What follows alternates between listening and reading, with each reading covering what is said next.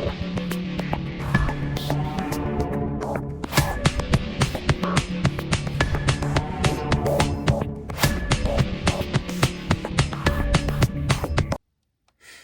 YouTube land, Stanger here doing another action figure review, and I know it's been a little while since I did my last one.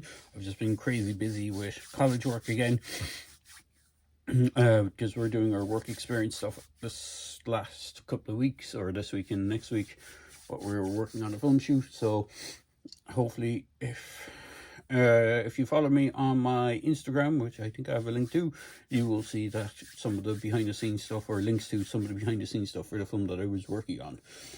That's beside the point. We are having a look at the third and possible final Stranger Things X Masters of the Universe figure crossover pack. This time it is Hordak and Hellfire-man. So obviously figures are outside the box, but we will have a look at the box in its glory. It is pretty much the same deal with the previous ones, where you have an upside down version of a character and a kind of Eternia or Etheria version of a character. So underneath is where Hellfire-man would be situated, and if you flip the box around, technically it's the other way around, and then that is where Hordak is situated. On the side of the box you have a really cool artwork of Hellfire-man. And then on the opposite side, again, you have a interesting image of Hordak. What's interesting is, in the artwork, it does depict Hordak with some weapons that he does not come with in this pack, which is kind of interesting to say the least. And then, I'm going to see if I can tilt up my camera. You can see the glorious artwork of... on the back of the box. I'll try and hold that there for a few seconds. So you have Hellfire-man jumping out of what looks like the Fright Zone.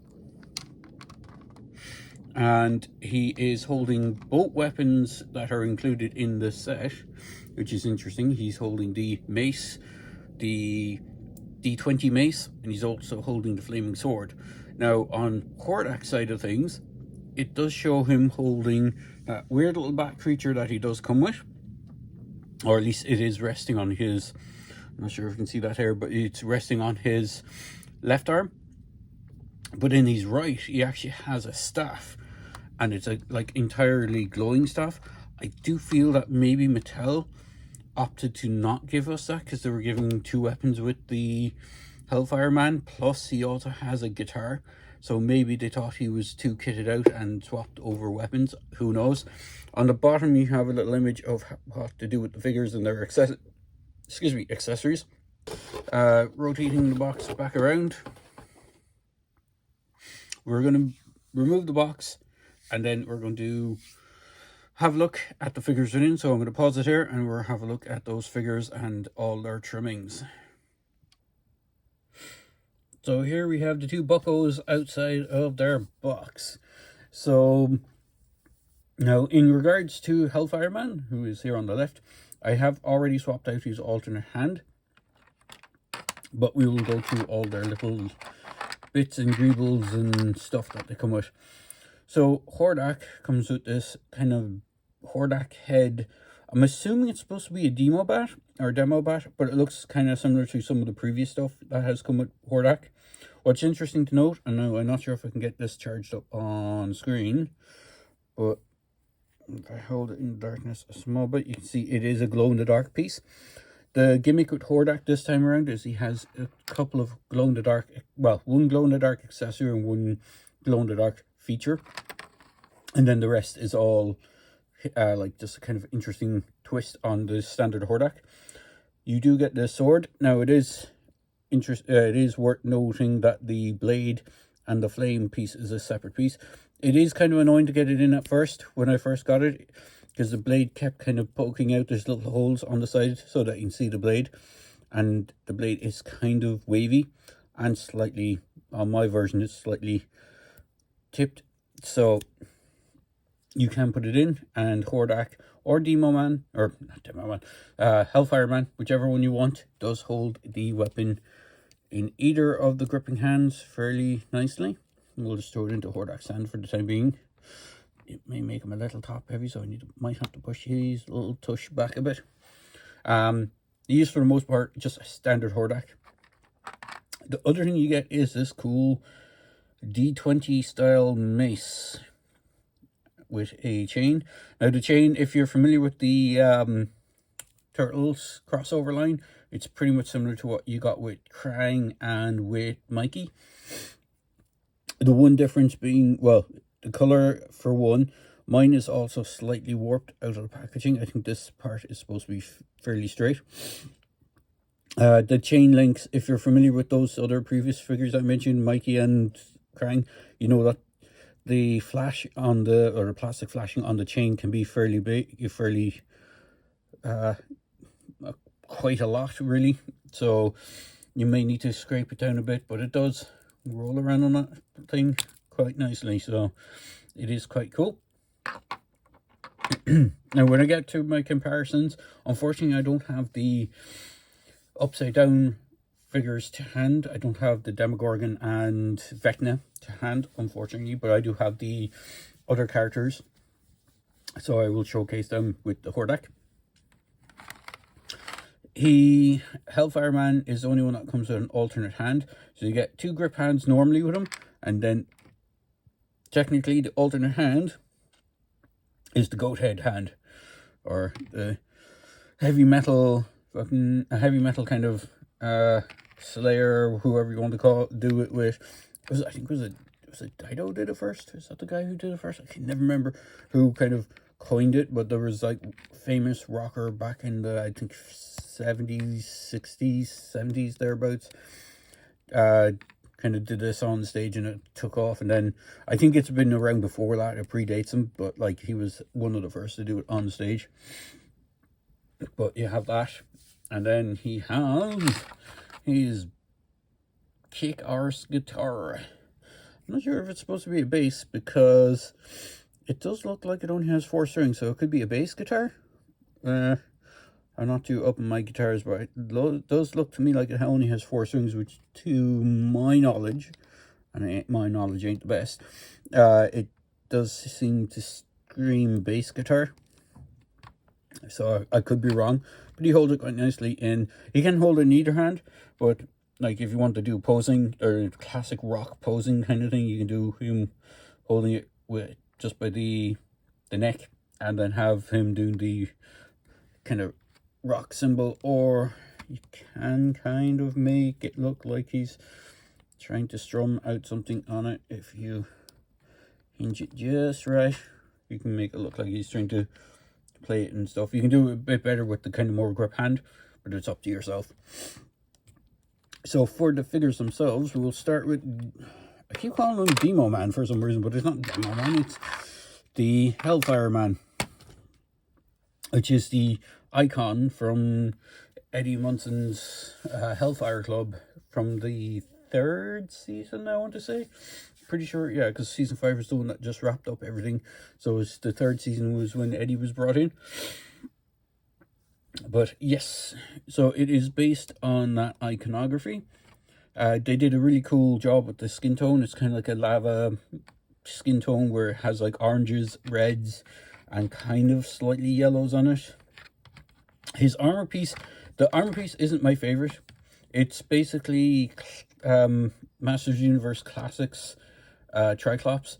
I think it would have been better if they used one of the other version of Triclops one, because this one, even it does have a holder for the sword, which I think leans back into my thinking that he was supposed to have the sword, that he was intended to have it, because it can store in the back here on this thing. In fact, I will do that now. Straighten up your legs, mate. So obviously you have to take the flame piece off it, but I have an inkling that the whole idea was he was supposed to have this sword as well. As you can see, it does fit neatly into his back, so it does kind of roll with my idea that Hordak was supposed to have that glowing weapon, but maybe cost efficiency, it was too much to have an extra piece of glowing stuff. Who knows? Maybe someone in the comments might be able to clarify if I'm right or wrong or not. It's like that theory sounds that, but yeah, yes. And so But you can see it kind of works better for him, considering he's like supposed to be like a flaming demon sort of type thing. So like a flaming sword kind of sits the narrative a little bit better. You could, in theory, give Hordak the mace. He does kind of look pretty decent with it, even though I don't think he uses mace weaponry that much. Like, he usually always just changes his hand into a cannon of some kind or something, but you can give him the mace. And I think it looks a little bit better than the sword. You can keep the sword for the Hellfire-man. But, that said, moving back to the figure itself, his head is on the standard ball joint. If you have any of the Masters Universe Origins figures, you know the standard gear. So the arms are ball jointed, can rotate around. You have a single joint elbow with a swivel. Wrists are on a peg, so when you swap out the hand, you have a hinge. He has waist swivel. He has the thigh, or the thigh, is it, or the crotch joint. He has single jointed knee. Then you have the boot cut, and then you have the ankle rocker and peg holes in the bottom. It is basically the same as Origins, so you can swap out and mix parts. Getting parts that would probably match up with them would be kind of problematic. Well, not too problematic, it'd just be kind of hard. There's not too many other characters done in this kind of red glow kind of effect. But it is doable. Now, his shoulder pads are a reuse of Beastman's. The only thing is I can't figure out which version of Beastman they come from, because there's been a few, and I don't know if most of them tend to have a smaller set of these spikes on the shoulder. These ones are done in a really nice kind of aged metallic paint app, which is pretty sweet. Same with the these cuffs on his wrists. These are separate pieces, so when you are popping out the hand, these will pop out as well, so just be wary of that. Like, the paint apps they went for these guys are phenomenal. I'll bring in He-Man and Skeletor in a little bit when I'm doing comparison with the Hordak figure, but they are pretty dang cool. Now, I will do a tape measure because he is a bit tall because of his horns at the back, so he does stand around 6.5 as opposed to the 5.5 that they generally are. And then Hordak, because of his big piece on the back of his head as well, he stands around the 6 inch with his legs kind of fully extended, which is pretty cool. So for Hordak, it's Hordak. We shall.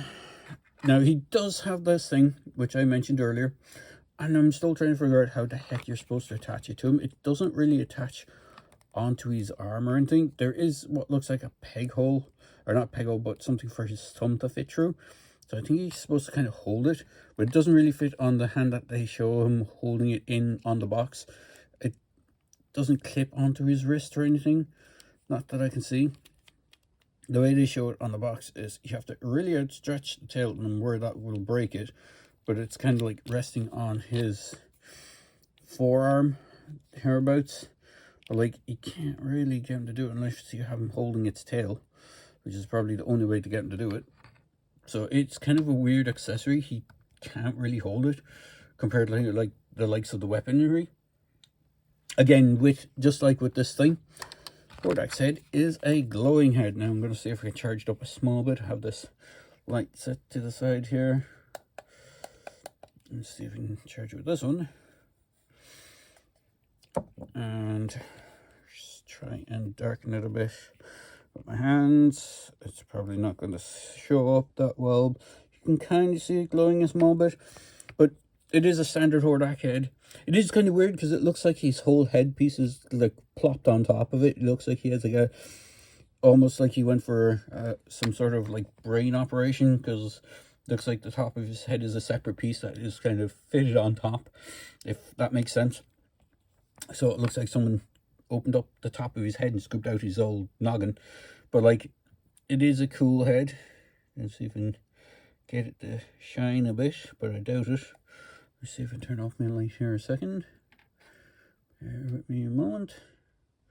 And this one, and that one. Probably not going to do much. Glowy, glowy, glowy, glowy. No, it's not going to do much at all. But it does glow. It is made out of that kind of glowing plastic, which is pretty cool. The other thing that is pretty cool about this guy is he's made out of translucent plastic, even though it's really hard to tell. But he's made out of this really, really dark blue translucent plastic. So if I move his hand, I get my light. I know it might be a bit hard to see, but you can, if I angle it so it's not blasting people in the face, you can see the plastic under his arm, under his legs. I can move his cape out of the way. You can see it is a translucent, and I would imagine his torso is also made of that same translucent. Now, it can be a good thing, it can be a bad thing, depending on how you view it. Mattel's track record with translucent and clear plastics has not been the best, by going by the Roboto, was it the old Classics Roboto thing, where they made his chest out of clear plastic, and it just, over time, it started cracking and breaking and becoming more and more brittle. That is the sad truth of clear plastic. It will become more brittle over time, and depending if it's stored in direct sunlight, I think that can act, or the UV can happen a lot more faster than if it's just stored in, like, you know, on a shelf or something. But it all depends on how it's stored. So this poor guy may become more and more brittle over time. It is something to watch out for. So that said, he is pretty cool. He does have the standard Hordak armor. He has it in a really dark red, which I like. And there's not much bleeding on the paint apps. I've had ones where the red is sort of either not being fully applied and you can still see some of the black plastic coming through, or it's been oversprayed and it's kind of over the edges. Same with his boot icons, his little bat icons on his boot. And here's something really cool, and I don't know if anyone else has picked up on it. He is wearing his Horde symbol. Yes, he's wearing 4 Horde symbols. The 2 on his boots, the 1 on his chest. He's also wearing his shoulder one. But if you look at it closely, he's actually wearing it upside down, which is to a nod that he's an upside down variation of Hordak, which is kind of a nice nod. So if I bring it up closer, you should be able to see it there. His bat head is actually upside down. Normally it's on this shoulder, and it's the right way up. But he has it on his opposite shoulder, and it is on upside down. So that is an interesting nod for Hordak. Other than that, he is pretty much the same articulation as Hellfire-man, so I won't go through that all over again. But I will bring in the other 2 hero and villain characters from the Masters line that they did as part of this.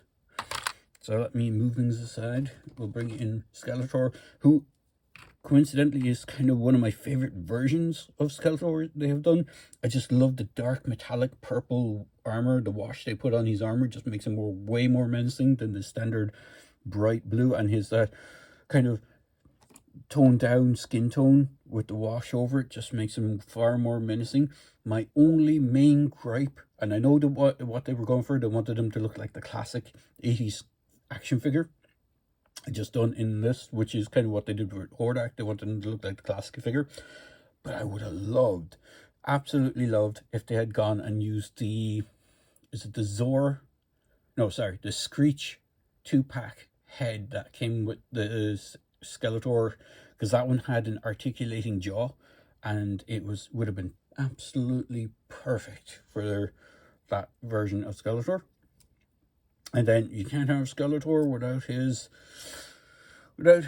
the good guys. And here is He-Man. Now, I'm not sure where his power sword is at the moment. I'm pretty dang sure he did come with a power sword. I could be wrong, but I'm almost entirely certain he did.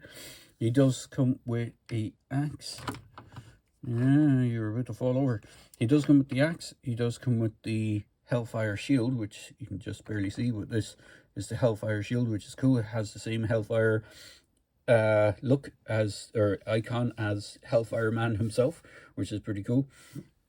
And again, I really love this version of He-Man. They really went to town on the paint apps, making his skin look more, I suppose, natural to a degree.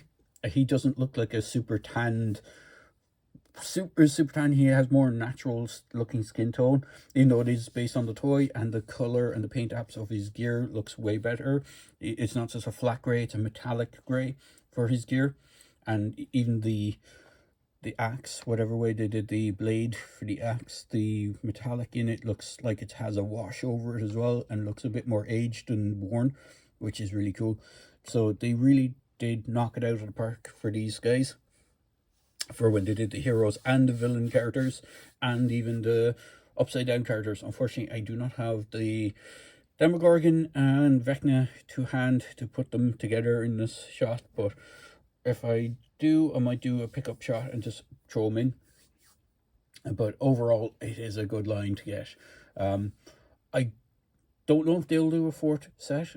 I think they're only going to do the 3. If they do go the route of a fourth one, I would love to see them do a She-Ra figure with this kind of deco like they did with He-Man.